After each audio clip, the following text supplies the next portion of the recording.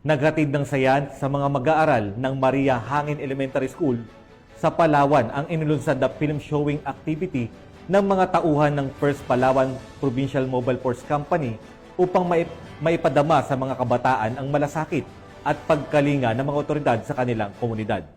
Yan ang balitang hatid ni Patrolwoman Elisa Joy Beredo. Film showing activity ang matagumpay na isinagawa ng mga tauhan ng First Palawan Provincial Mobile Force Company sa pangunguna ni Police Captain John Michael Penergo noong ika-4 ng Marso taong kasalukuyan.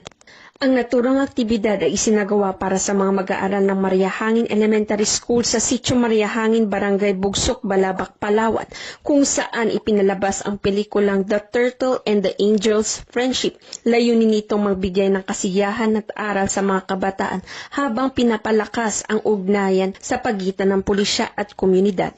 Ang nasabing inisyatiba ay bahagi ng programang Revitalize Police sa barangay ng Philippine National Police na naglalayong patatagin ang tiwala ng mamamayan sa kapulisan at magtaguyod ng mas ligtas at mapayapang komunidad.